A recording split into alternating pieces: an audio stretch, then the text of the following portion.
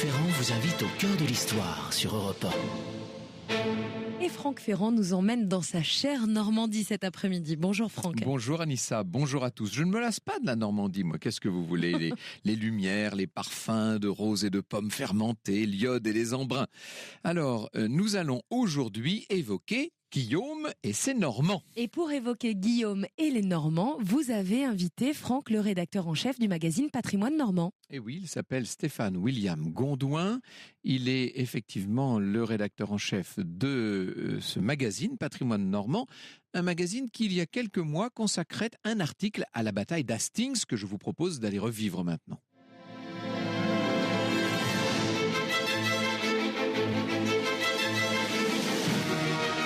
Au cœur de l'histoire sur Europe 1.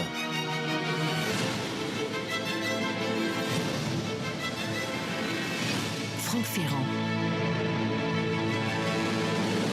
Les Normands du temps de Guillaume sont les enfants de deux peuples bien différents. Ce sont à la fois des Vikings et des Francs. Leur violence guerrière, que je n'ose qualifier de scandinave, c'est depuis quelque temps polissé au contact de ces Français qui, eux, sont encore tout imprégnés de l'héritage romain. Guillaume lui-même est le fruit de cette double appartenance. Vous allez voir qu'il est constamment marqué par une force tout à fait digne des Vikings, remise dans des formes finalement assez latines. Et cela, ça crée un mélange imparable. Il faut absolument que je revienne sur les origines de Guillaume, qui à l'époque est ce qu'on appelle un bâtard. C'est-à-dire que son père est noble, c'est même carrément le duc de Normandie en personne, Robert Ier, Robert le libéral, mais sa mère, Herléva, est une simple fille de bourgeois. Son père, et encore de petit bourgeois, son père était tanneur à Falaise. Robert avait tout juste 18 ans quand il est tombé sous le charme de cette jolie fille. Il lui a fait un enfant, Guillaume, mais il n'a pas osé l'épouser, en tout cas selon le rite chrétien. Il est possible qu'il l'ait fait de façon plus traditionnelle, selon le rite danois, on n'en sait rien.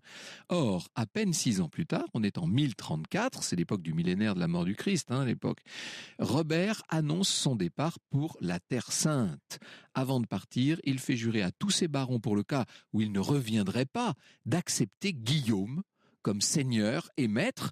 Or, on apprend dès l'année suivante la mort de Robert le libéral. Et c'est comme ça qu'à l'âge de 7 ans, notre petit Guillaume devient duc de Normandie. Enfin, duc de Normandie en théorie, parce que dans la pratique, nombreux sont ceux qui profitent de sa jeunesse pour essayer de récupérer un peu de pouvoir. Le duché va sombrer, disons-le, dans une sorte d'anarchie. L'enfant duc est en grand danger.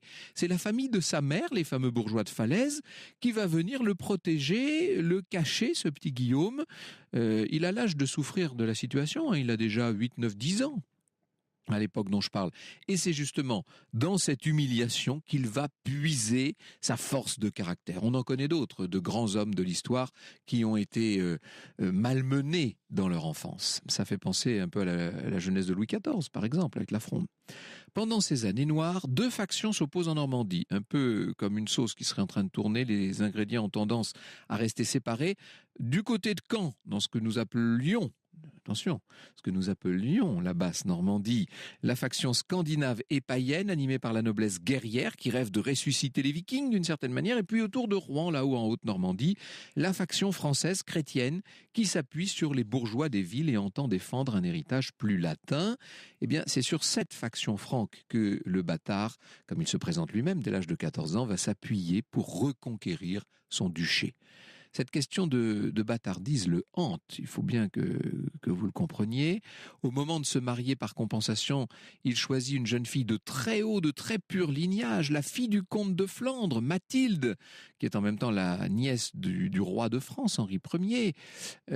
Son père étant d'accord, tout irait pour le mieux.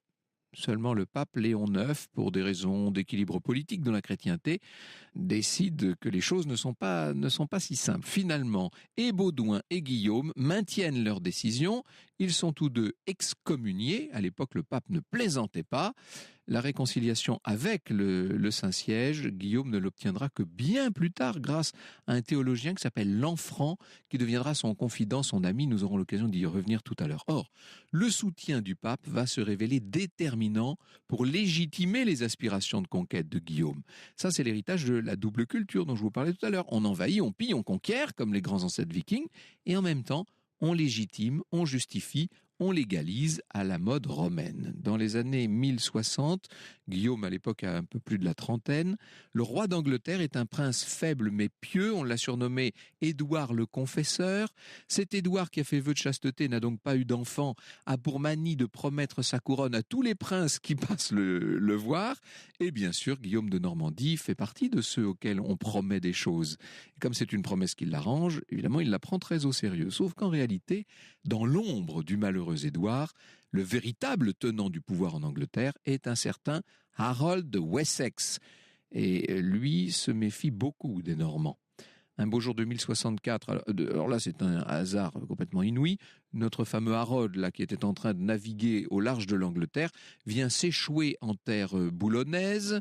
Il est arrêté, on le conduit chez le duc de Normandie, qui lui fait jurer fidélité. Or, vous comprenez bien qu'Harold, qui vient d'être sauvé de la mort, jure tout ce qu'on veut. Ce qu'il n'a peut-être pas compris, c'est qu'il est en train de jurer sur des coffres qui contiennent de saintes reliques.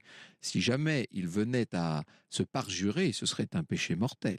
Ce qui fait que lorsqu'Édouard meurt quelques mois plus tard, Harold va commettre le pire des parjures puisqu'il décide de garder pour lui-même la couronne d'Angleterre. Alors là, vous pouvez faire confiance à Guillaume pour ne pas le laisser faire, bien sûr. Le bâtard va bientôt se muer en conquérant. C'est cette trahison d'Harold qui va lui servir de prétexte. Alors, la conjoncture est assez favorable à Guillaume. Il faut vous dire qu'outre-Manche, Harold guette une attaque imminente des Danois vers le nord de son royaume. Sur le continent, le beau-père de Guillaume, donc Baudouin de Flandre, se trouve être le régent de France à ce moment-là. Quant au pape avec lequel Guillaume a fini par se réconcilier, il attend une réforme au profit de l'Église en Angleterre. Il sait que l'Angleterre va mal et que si jamais Guillaume finissait par faire main basse sur l'Angleterre, alors ce serait bon pour l'Église, et donc le pape est relativement bienveillant. Reste à mettre sur pied, depuis les côtes normandes, une traversée de la Manche, un débarquement crédible, une conquête des terres anglaises. Ah oui, ça n'est quand même pas gagné cette affaire, c'est même un défi invraisemblable. À première vue, ça paraît vraiment très difficile. N'oubliez pas qu'on est en 1066. Les moyens dont on peut disposer sont quand même assez rudimentaires. Raison de plus pour se lancer à corps perdu dans les préparatifs. Il s'agit avant tout de faire traverser la mer à toute une flotte emportant hommes, chevaux, bœufs, attelages, matériel de tous ordres. Le point choisi pour l'embarquement, c'est l'estuaire de la Dive. On n'est pas très loin de Cabourg, si vous voulez. D'énormes quantités de bois ont déjà été acheminées à cet endroit pour être assemblés par une véritable armée de charpentiers. Et tous ces artisans, c'est ce qu'on voit très bien d'ailleurs sur la tapisserie de Bayeux, s'activent à construire l'armada qui bientôt va s'élancer sur les flots à l'assaut de l'Angleterre.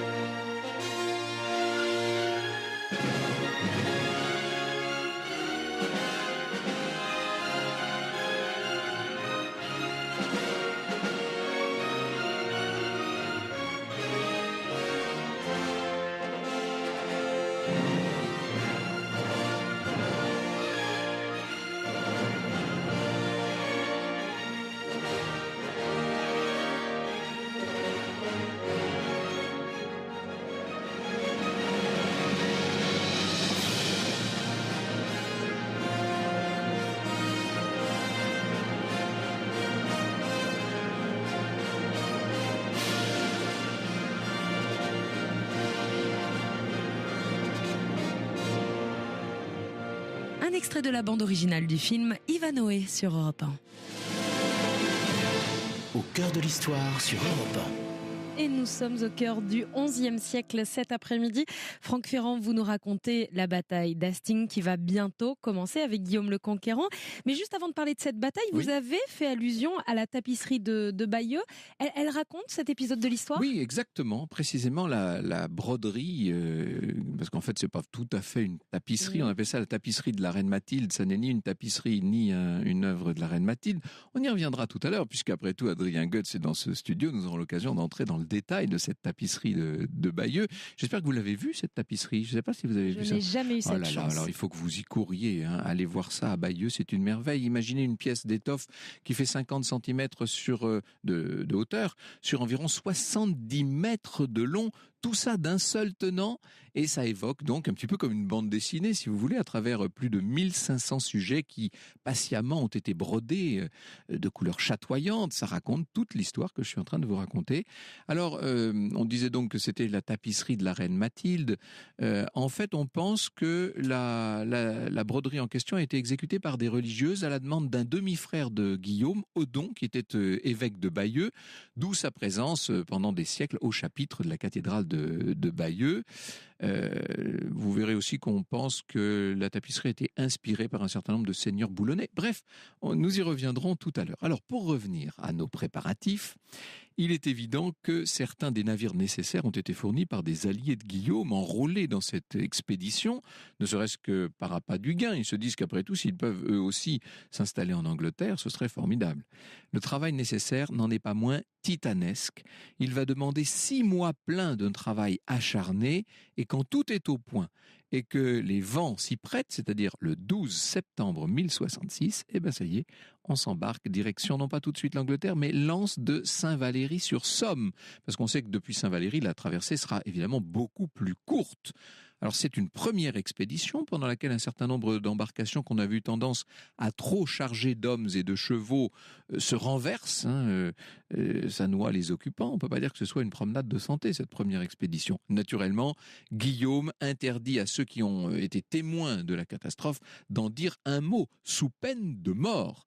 Pas question d'aller démoraliser l'armée et de dire aux gens qu'ils s'embarquent sur des bateaux qui risquent de les envoyer au fond. Quand je dis l'armée, il faut entendre quand même une petite armée, sûrement pas plus de 7000 hommes en comptant les services.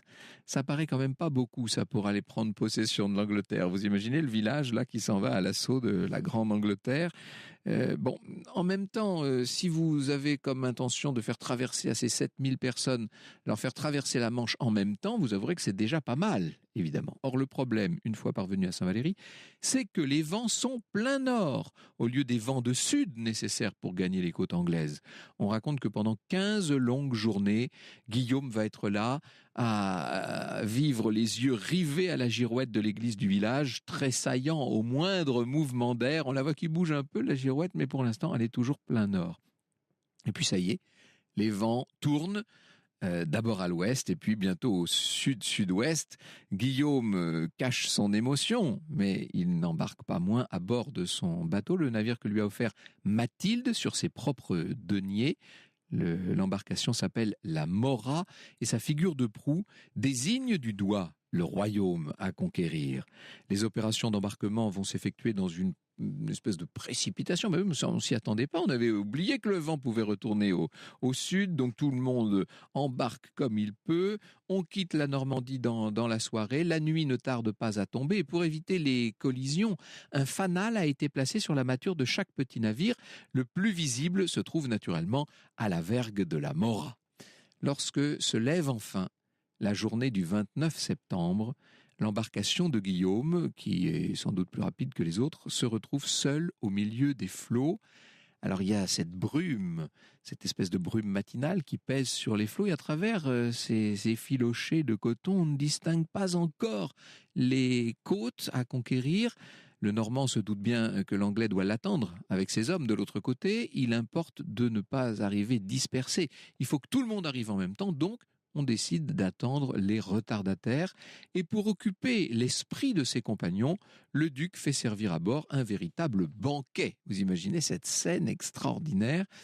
Alors la mer se couvre peu à peu de navires, des dizaines et des dizaines de voilures.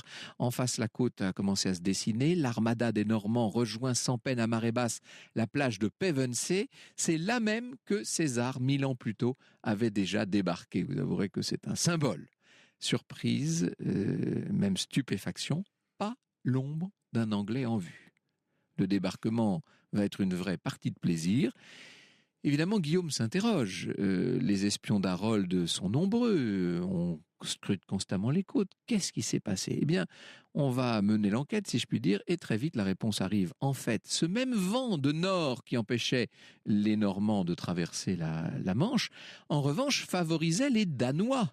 Et les Danois ont débarqué sur le nord des côtes anglaises. Harold a dû se porter à marche forcée à leur rencontre, et grâce à l'appui de ces barons du Nord, il est en train en ce moment même de vaincre les Vikings à Stamford Bridge. Les Normands, eux, sont donc tranquilles. Ils s'installent. Alors, comme toujours, ils soufflent le chaud et le froid. D'un côté, ils mènent de subtiles missions pour suivre la progression d'Harold et de son armée. Et puis, à côté de ça, on les voit incendier carrément des villages sur leur passage, pour un oui, pour un non. Ce n'est qu'au 1er jour d'octobre qu'Harold aura connaissance du débarquement des Normands sur ses côtes. Vous imaginez le retard qu'a pris le nouveau roi d'Angleterre. Aussitôt, bien sûr, Harold décide de rentrer à Londres, toujours à marche forcée. Et puis là, devant la défection des barons du Nord, le nouveau roi va devoir se contenter pour aller combattre Guillaume, qu'il considère comme un usurpateur, parce que de son côté, Guillaume dit qu'il est le roi d'Angleterre, bien entendu. Il va devoir se contenter d'une armée qui, elle aussi, est réduite à 7 ou 8 000 hommes. Ce qui veut dire qu'on va se battre à peu près à forces égales. Eh oui. Les Normands du duc Guillaume, fraîchement débarqués, sont sur le point d'affronter l'armée du roi Harold, qui redescend de Londres encore à marche forcée. Et pendant cette marche, les deux chefs échangent quelques politesses. Harold délègue un moine auprès de Guillaume avec ce message: il est vrai que le feu roi Édouard avait constitué Guillaume son héritier, seulement il a changé d'avis sur son lit de mort et il l'a, lui, Harold, nommé de vive voix. Et naturellement, Guillaume ne veut rien entendre. Il envoie à son tour un moine à Harold pour lui rappeler la promesse d'Édouard et surtout pour lui rappeler son propre serment. À lui, Harold, rappelez-vous, il avait juré sur les coffres pleins de reliques sacrées.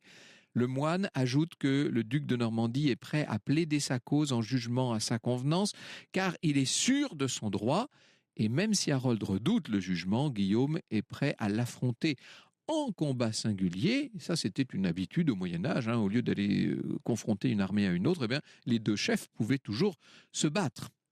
Harold est furieux. Nous poursuivons notre marche, voilà la réponse. Et cette fois, la confrontation armée est inévitable. Il va y avoir une bataille. Vous avez compris que le moment est venu de vous parler de la célèbre bataille d'Hastings.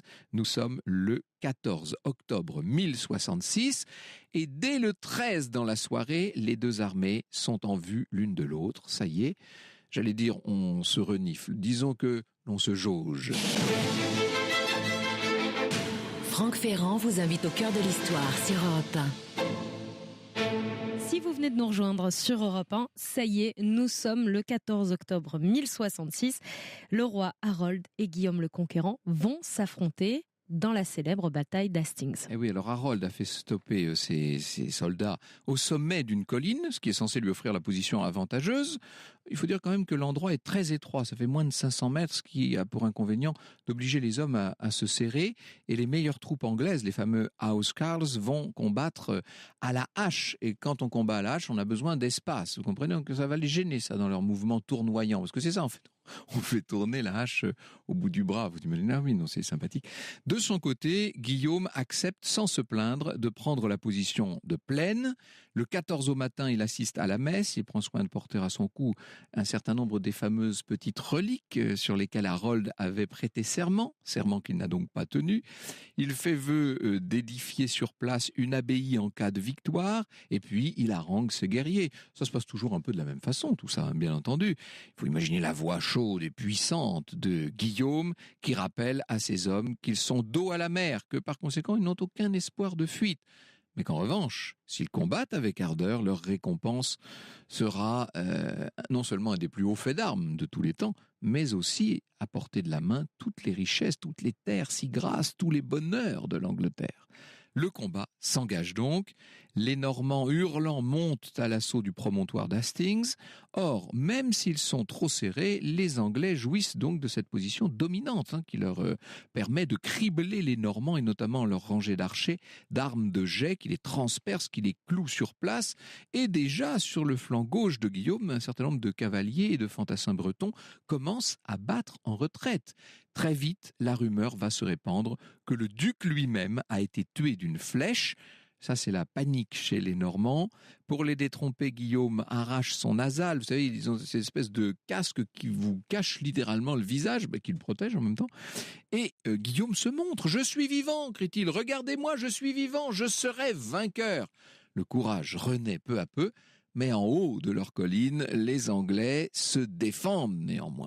Et c'est à ce moment-là que le duc de Normandie a l'idée de feindre la retraite. Il voit que les Normands qui redescendent la pente sont déjà en difficulté. Eh bien, il va jouer sur cette difficulté. Il va en rajouter, si vous voulez.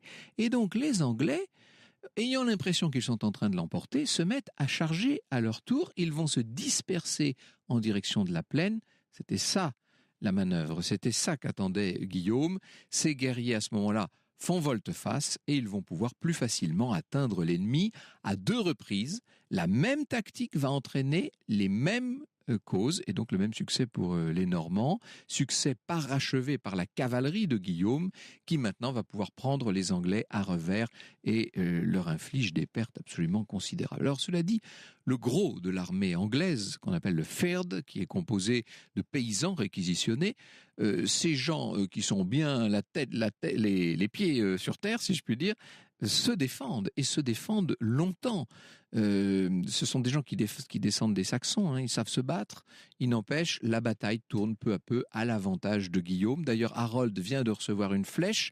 Les chroniqueurs disent une flèche perdue. À mon avis, c'est peut-être un peu réécrit ça comme histoire. En tout cas, il est là, qui gît dans le sang des siens sur le champ de bataille. Et la tradition veut qu'on ait fait appel à son ancienne maîtresse, Édith au col de cygne, pour venir identifier formellement son corps. Guillaume va faire enterrer ce corps sur le rivage. Comme cela, aurait-il dit, il gardera la côte après sa mort comme il l'a gardée de son vivant. Et l'abbaye, promise, va bel et bien voir le jour sur les hauteurs d'Hastings. Battle Abbey sera consacrée près de 30 ans plus tard, en 1094. Alors maintenant, le rival de Guillaume a disparu. Son royaume, si je puis dire, est entre ses mains. Il est là, à portée de main. En tout cas dans l'idée, parce qu'il va falloir, avec l'aide d'un certain nombre de chevaliers, quelques dizaines de chevaliers seulement. Ce sont eux dont on voit les noms sur le grand mur du pignon de Dives, justement. Il va falloir prendre possession de l'Angleterre, se partager ses fiefs, se faire accepter des populations. Et une fois encore, la double culture des Normands va faire merveille, puisque d'un côté, ils vont pas hésiter à s'imposer par la terreur, en pillant, en incendiant, en punissant, comme le faisaient les ancêtres vikings. Et puis, d'un autre côté, ce sont des administrateurs avisés qui vont doter l'Angleterre de structures de gouvernement déjà modernes, des structures dont certaines perdurent et survivent jusqu'à nos jours. Bonjour Stéphane William Gondouin, merci d'être avec nous cet après-midi. Nous allons revenir sur cette bataille d'Hastings, sur la civilisation anglo-normande et puis d'une façon plus générale sur la Normandie du temps de Guillaume. Europe 1, au cœur de l'histoire. Franck Ferrand. Et nous sommes au cœur de l'histoire de la bataille d'Hastings avec Guillaume le Conquérant. Nous sommes au XIe siècle, nous sommes en Normandie et justement la Normandie au XIe siècle, eh bien on en parle avec votre invité Stéphane William Gondouin. Il est rédacteur en chef adjoint du magazine Patrimoine Normand. Alors ce qu'il faut dire, c'est que les Normands ont gagné. Certes, cette bataille d'Hastings est une victoire totale, même si pendant longtemps on a pensé que ça allait être une défaite.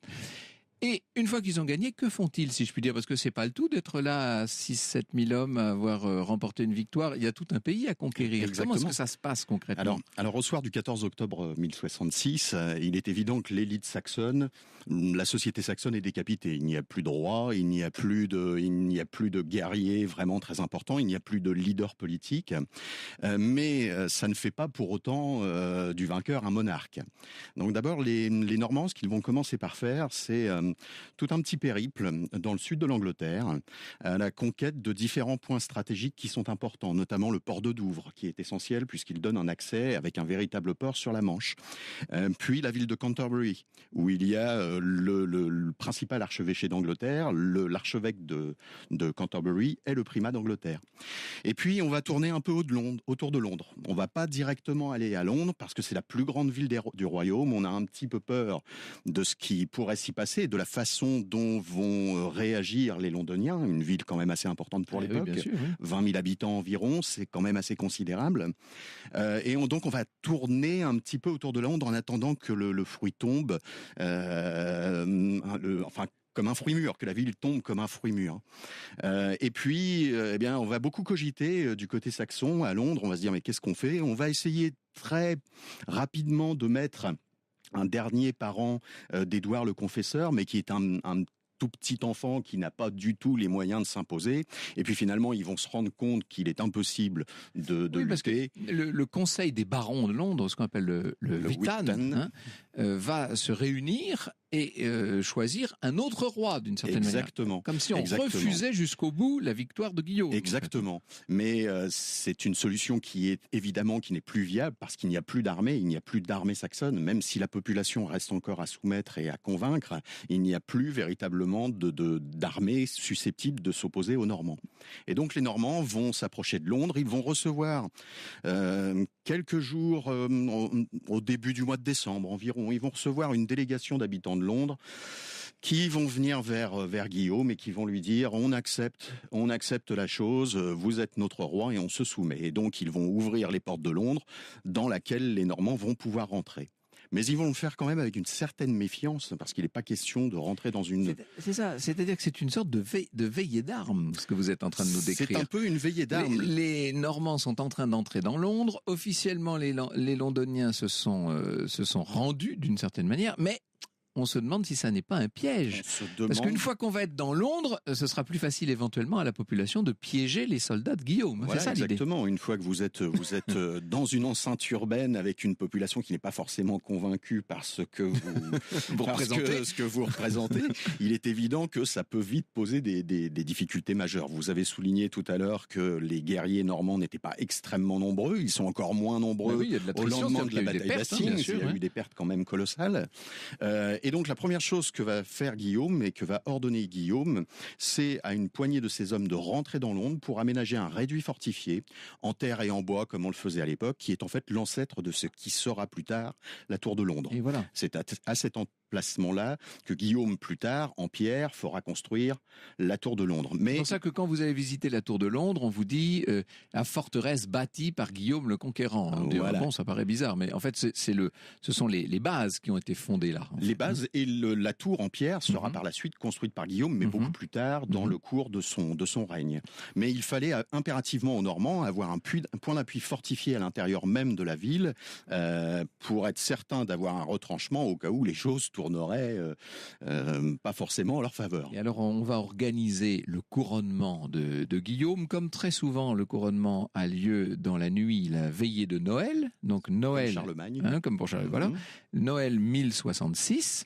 Sauf que au moment où à l'intérieur de l'abbatiale, tout le monde se met à hurler « Hurrah, hurrah, vive Guillaume », etc., les soldats de Guillaume qui se trouvent à l'extérieur, entendant des bruits, etc., se disent « On est en train de tuer notre chef ». C'est cela même. Et là, ça va être la catastrophe. Ah là, ça va être, assez terrible. Alors, il faut pas oublier que l'histoire est toujours écrite par les vainqueurs. Donc, les sources normandes qui nous racontent cet épisode-là disent que quelques maisons ont été incendiées. Mais en fait, ça a probablement été beaucoup plus sanglant. C'est-à-dire qu'il y a eu un mouvement de panique générale chez les Normands qui était posté à l'extérieur de l'église. Le couronnement s'est déroulé toute porte close en l'abbatiale de Westminster. Et ces gens-là vont réagir effectivement au brouhaha qu'ils vont entendre à l'intérieur de l'église, vont réagir avec violence, vont certainement bouter le feu à pas mal de maisons et aussi un peu tirer l'épée. Alors, ça paraît extraordinaire, cette histoire de conquête de l'Angleterre, parce que, bien sûr que nombre de souverains français, notamment, je pense à François Ier, à Louis XV, à Napoléon Ier, nombre de conquérants de toutes sortes, y compris Hitler, bien sûr, ont essayé d'envahir l'Angleterre. Or, la seule fois où quelqu'un a réussi à envahir l'Angleterre, c'est en 1066, j'allais dire ce petit Guillaume, le bâtard normand, qui débarque avec une poignée de soldats et qui accomplit cet exploit. Comment expliquez-vous cette réussite? Qu'est-ce qui s'est passé? Les astres étaient alignés, comme on dit. Oui, peut-être d'ailleurs du fait de la comète qu'on a vu passer et qu'on aperçoit sur la tapisserie, de Bayeux. Tapisserie de Bayeux. Donc c'est en fait la comète de Halley. Donc à cette époque-là, on pensait évidemment qu'il s'agissait d'un signe bénéfique. Alors, qu'est-ce qui peut expliquer ça? C'est certainement, alors d'abord, le fait que les Saxons ont dû monter pour faire face à l'invasion scandinave à marche forcée. Alors les Housecarls dont vous avez parlé tout à l'heure sont une infanterie d'élite, probablement la meilleure infanterie de l'époque du XIe siècle, mais c'est une infanterie montée, c'est-à-dire qu'elle se déplace à cheval et elle combat à pied une fois qu'elle est arrivée sur le champ de bataille. Donc il a fallu à Harold et à ses guerriers d'élite, ces Housecarls, il a fallu monter jusqu'au-dessus du York, à Stamford Bridge, affronter les Scandinaves, mener une bataille extrêmement rude contre les Scandinaves, et puis redescendre à marche forcée pour affronter cette fois Guillaume. Donc il est bien évident que les troupes avaient déjà été partiellement décimées lors du premier affrontement de Stamford Bridge. Il y a même eu une bataille peu de temps avant à Fulford Gate, donc donc 5 jours avant Stamford Bridge, où déjà ils avaient lutté, donc les Scandinaves, contre une armée locale. Donc ça a quand même pas mal puisé dans les forces du royaume. Donc redescendre. Et puis par la suite, eh bien c'est tout simplement l'affrontement entre deux conceptions du combat au XIe siècle. La meilleure infanterie probablement d'Europe occidentale à ce moment-là contre ce qui est également d'un autre côté la meilleure cavalerie d'Europe occidentale. Donc c'est une force de frappe, c'est une force impactante, c'est une force mobile. La puissance rapide et mobile. C'est ça Guillaume, en fait. Rapide. Alors ça va être très très dur puisque pendant toute la bataille, les cavaliers vont venir se heurter au mur de boucliers saxons et vont être de nombreuses fois repoussés. Ça va être un choc terrible, probablement des centaines et des centaines d'hommes qui sont restés sur le champ de bataille. Mais au bout du compte, les Normands vont parvenir à percer cette ligne de bouclier et à s'imposer et à renverser le roi Harold. Et ils vont, si j'ose employer cette métaphore empruntée au rugby, mais après tout c'est tout à fait de circonstance, ils vont transformer l'essai, ces Normands, puisque ayant remporté la victoire, ils vont également savoir mener la conquête, ils vont prendre possession effectivement de ce territoire d'Angleterre, ils vont faire évoluer la culture et la civilisation pour donner naissance à cette fameuse culture anglo-normande. Nous y venons dans un instant. Je trouve quand même que cette émission est incroyable, elle est bien préparée parce que non seulement Stéphane William Gondouin, vous nous racontez tout ça comme si vous y aviez été, mais vous le faites avec une petite pointe d'accent normand qui sait. Vous êtes vraiment le Normand typique, si je puis dire, et évidemment ça donne encore un peu plus de saveur à cette émission. Dans un instant, nous revenons sur Guillaume lui-même. Qui était-il? À quoi ressemblait-il? Comment ce petit chef, si je puis dire, a-t-il pu devenir un grand roi? Franck Ferrand vous conte l'histoire sur Europe 1. Nous sommes cet après-midi au cœur de l'histoire de la Normandie avec Guillaume le Conquérant. Nous parlons de la bataille d'Hastings avec votre invité, Franck. Vous recevez Stéphane William Gondouin. Il est rédacteur en chef de la revue Patrimoine Normand. Alors cette bataille d'Hastings, elle est le plus haut fait d'armes de Guillaume le Bâtard, donc ce fils d'un duc de Normandie et d'une simple bourgeoise, Herléva, que certains appellent carrément Arlette. C'est cela. Alors en fait, on trouve le nom Arlotte dès le XIIe siècle. Donc dans un poète qui s'appelle Vasse, on la trouve mentionnée sous le nom d'Arlotte, A-R-L-O-T. Donc dont nous avons fait une moderne Arlette. Alors elle n'est citée qu'une fois en fait dans des documents de l'époque de Guillaume le Conquérant et elle apparaît sous le nom. Alors elle n'est même pas mentionnée, c'est une charte, donc elle est juste mentionnée comme sa mère et elle apparaît un petit peu plus tard au XIIe siècle, au début du XIIe siècle, sous la forme latine Herléva dans un texte latin. Alors qui est-elle? Alors, c'est la fille. Alors, c'est assez compliqué à faire parce que les sources sont pas toujours, Fiable, toutes fiables. Alors, dans le texte le plus ancien qui l'évoque et qui donne son nom, elle est dite comme la fille d'un polinteur. Polinteur, c'est un embaumeur, un tanneur. On ne sait pas exactement. C'est quelqu'un peut-être qui prépare les liqueurs, mais ça peut également avoir le sens de tanneur. Le terme est mal défini. Voilà, on ne sait pas exactement ce qu'elle est. Donc, c'est une jeune fille certainement, très probablement très très belle, qui par ses charmes attire le duc de Normandie, Robert le Libéral, et qui sait le séduire. Donc, et lui faire un fils. Peut-être une fille également. On ne sait pas à 100%. Il y a quelques indices assez forts pour dire qu'il y a également une fille, qui indique d'ailleurs au passage que le couple est relativement stable, même s'il n'y a pas de mariage, à l'église. Voilà. Mais ça semble indiquer que le couple est très stable et très uni. Et donc, cette petite bourgeoise de Falaise, alors il y a une légende absolument fantastique qui naît au XIIe siècle, la nuit même où, pour la première fois, elle aurait passé quelques moments d'intimité avec le duc Robert le Libéral, aurait rêvé au cours de la nuit qu'elle aurait vu un arbre jaillir de ses entrailles et couvrir d'abord la Normandie, puis la Manche, et puis l'Angleterre. Alors évidemment, c'est quelque chose d'assez improbable. C'est une prédiction apocryphe, mais c'est quand même... L'image est belle. L'image est belle, et donc évidemment, ce fruit qui sort de ses entrailles, c'est Guillaume lui-même, conquérant de l'Angleterre. Bientôt orphelin, puisque donc son père ne rentrera pas sain et sauf de son voyage en Terre Sainte. On est au moment du millénaire chrétien.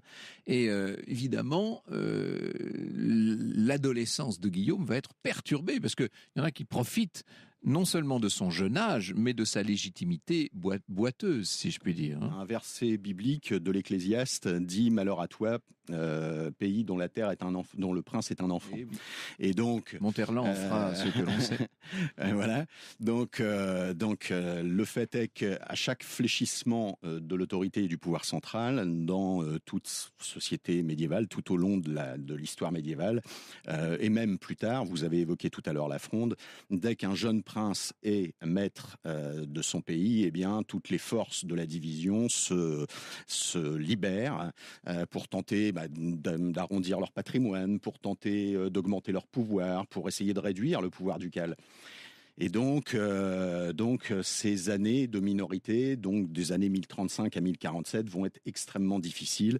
Guillaume va échapper, va avoir son précepteur qui va être tué dans la chambre même où il dort, va échapper de très très peu à un attentat là, qui vise directement à mettre fin à ses jours. Tu es en train de me dire que ça ferait une très belle série télé. Ça ferait une série télé absolument magnifique. Je crois que c'est Napoléon qui disait qu'elle remonte ma vie, mais je pense que Guillaume le Conquérant était pas mal non plus. C'est quelque chose d'assez incroyable.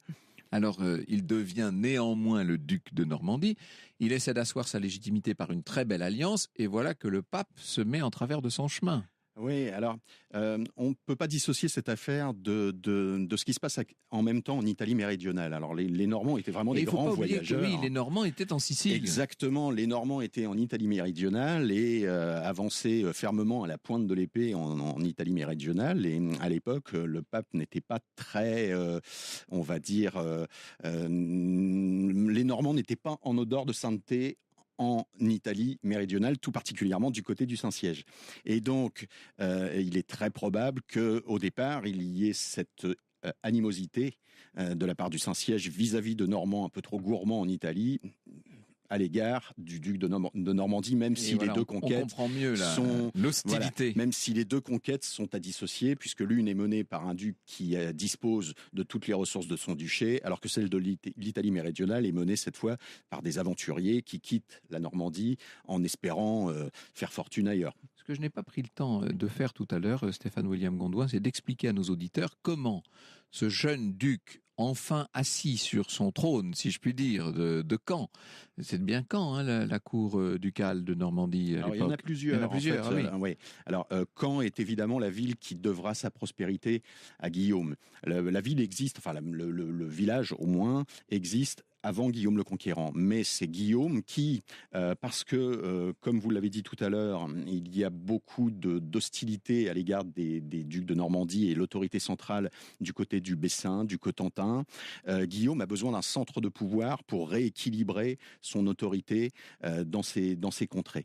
Et donc, il va choisir Caen, où il va construire un château ducal, où il va fortifier la ville et où il va élever 2 abbayes absolument magnifiques que l'on peut toujours voir aujourd'hui, au moins les abbatiales, l'abbaye aux hommes pour les moines masculins et l'abbaye aux dames pour les moniales, et qui va être des splendeurs absolues et qui vont être en fait la manière de se réconcilier avec le Saint-Siège. C'est que le Saint-Siège va finalement accepter le mariage de Guillaume et de Mathilde à condition que l'on fonde 2 établissements monastiques à Caen. Alors, comment passe-t-on de ce règne régional, si je puis dire, à une envie de conquête à l'échelle du continent? C'est ce que nous allons voir dans un instant. Au cœur de l'histoire sur Europe 1. Et nous sommes au XIe siècle avec Guillaume le Conquérant et la bataille d'Hastings. Je voulais poursuivre notre investigation sur Guillaume lui-même. Comment ce jeune duc décide-t-il de s'en aller à l'assaut de l'Angleterre? Est-ce que c'est une opportunité? Est-ce que c'est parce qu'Édouard le Confesseur est faible et malade et que le pouvoir est à prendre? Ou est-ce qu'il s'agit dans l'esprit de Guillaume d'une véritable stratégie politique? Alors, il y a un petit peu des deux. Je pense que d'abord, c'est une opportunité. Quand un trône est à prendre, qu'il n'y a pas véritablement d'héritier légitime, qu'on a eu une promesse d'éventuellement en hériter, on doit se dire au fond de soi que, après tout, pourquoi pas. Il a dû en rêver, Guillaume, probablement. Voilà, il a dû en rêver. On peut parler de promotion sociale. Vous passez du statut de duc, ce qui est déjà quelque chose d'extrêmement enviable, au statut de roi. Le prestige n'est évidemment plus du tout le même. Devenir un monarque, c'est quelque chose d'important. Donc ça, c'est pour le côté pragmatique. Mais au fond de lui, ne serait-ce que par le serment de Harold que vous avez souligné, que vous avez souligné tout à l'heure, eh bien, il est persuadé que Dieu est à ses côtés. Le Saint-Siège va le confirmer, puisqu'il va lui envoyer un étendard qui va servir de bannière et qui va aller orner le plus haut mât de la Morin. Donc, il est persuadé que le droit et le droit divin est de son côté. Donc, à partir de ce moment-là, on a un petit peu les 2 dimensions. Ils se sont investis certainement d'une mission. Il y a quelques problèmes aussi au niveau de l'Église d'Angleterre, qui n'est pas exactement dans les clous de ce qu'aimerait le Saint-Siège. Le primat de Canterbury, notamment, Stigand, est une sorte de prélat assez intrigant qui n'est pas très pas dans les petits papiers du pape, qui à l'époque est Alexandre II. Donc, tout ça fait que, au fond, il y a d'abord une opportunité à saisir, mais ensuite, il y a probablement chez Guillaume une profonde conviction qu'il est dans son bon droit et que Dieu est à ses côtés. Alors Dieu a montré qu'il était à ses côtés. Guillaume devient le roi d'Angleterre. Peu à peu, les années passant, il assoit véritablement son pouvoir. Comment fait-il pour gérer un État qui est séparé par un bras de mer qui n'est pas négligeable, le fameux Channel, hein, quand même. Comment peut-on être à la fois roi d'Angleterre et duc de Normandie? Alors c'est extrêmement complexe, c'est une sorte d'impossible ubiquité. À partir du moment où vous n'êtes pas présent quelque part, il y a forcément des problèmes qui se déclenchent à cet endroit-là. Quand le chat n'est pas là, les souris dansent. Voilà, quand le chat n'est pas là, les souris dansent. Alors par contre, Guillaume peut compter sur quelqu'un dont nous avons très peu parlé jusqu'à maintenant, qui est son épouse, Mathilde de Flandre, voilà, qui joue un rôle important. Il s'appuie beaucoup sur elle. Lorsqu'il part pour l'expédition d'Angleterre, c'est elle qui gère les affaires en Normandie, avec l'aide de quelques barons essentiels, comme Roger de Montgomery ou Roger de Beaumont, qui restent à ses côtés. Mais c'est vraiment sa femme de confiance. C'est la personne en qui il a le plus confiance. Et donc, quand on a quelqu'un comme ça sur laquelle on peut s'appuyer, eh bien, on peut faire beaucoup de choses et être quelque part, avoir toujours son double féminin, mais son double présent là où on ne peut pas être au moment donné. Par contre, la conquête de l'Angleterre sera quelque chose d'extrêmement dur et d'extrêmement rugueux, qui ne s'achèvera réellement. Les derniers mouvements de résistance saxon datent de 1071, mais c'est quelque chose qui va nécessiter beaucoup d'énergie et qui va générer beaucoup de violence. Comment est mort Guillaume le Conquérant ? La fin de sa vie n'est pas très Non, la joyeuse. fin de sa vie est assez difficile. Toutes les fins de vie sont généralement assez pénibles, mais celle de Guillaume l'est particulièrement pour un homme qui a été actif toute sa vie, qui l'a passé à cheval, cheveux au vent et à galoper sur tous les territoires d'Angleterre et de Normandie. Donc en fait, Guillaume va entreprendre une opération militaire en direction du Vexin, la partie française du Vexin. Le Vexin est une région à la limite de la Normandie et de l'actuelle Île-de-France, mais qui est coupée en deux, une partie française et une partie normande. Et donc Guillaume, alors on dit que le roi de France Philippe Ier aurait eu un très mauvais mot à son égard. Guillaume prenait de l'embonpoint sur son âge avancé et est tombé malade. Et Philippe Ier aurait dit mais quand donc, voilà, roi de France aurait dit mais quand donc ce gros homme va-t-il finir par accoucher ? Sous-entendu, quand va-t-il passer l'arme à gauche. Donc ça évidemment pas plu du tout à Guillaume, qui a dû avoir une formule comme bien je vais lui montrer ce que c'est et j'irai à la messe de Relevailles avec 100 000 cierges. Donc il a pris les armes, il est parti. C'est la messe qui a lieu après les accouchements. Voilà, c'est la messe qui a lieu après les accouchements. Et donc il est allé en direction de Mantes-la-Jolie, mener une expédition militaire. Il a saccagé la ville, l'a incendiée et son cheval aurait pris peur en voyant des braises incandescentes, se serait cabré et il aurait pris un coup de pommeau de sel dans l'abdomen, créant peut-être une lésion au niveau de la rate. Ça, on ne sait pas, on ne peut évidemment pas savoir. Et donc, il est ramené très très mal en point à Rouen et il y décède au prieuré Saint-Gervais. Alors aujourd'hui, au prieuré Saint-Gervais, il reste encore la crypte de cette époque qui malheureusement n'est pas toujours accessible et une église 19e qui a été reconstruite dessus. Et donc, il est emmené là-bas et il meurt le 9 septembre 1087 après une agonie assez difficile. Oui. Et on dit qu'au moment de ses obsèques, la bière aurait éclaté, dit-on. Oui. Alors, c'est un moine du XIIe siècle qui raconte ça, qui s'appelle Ordoric Vital. Et donc, il raconte effectivement cette anecdote. La fosse aurait été trop petite, le corps trop volumineux. On aurait un peu appuyé pour tasser. Et le corps aurait un peu explosé. Voilà. Et voilà. Donc, donc, tout le monde serait sorti de l'église en courant, paniqué. Sic transit Gloria Mundi. Merci beaucoup Stéphane William Gondouin. Je rappelle que vous êtes rédacteur en chef adjoint du magazine Patrimoine Normand.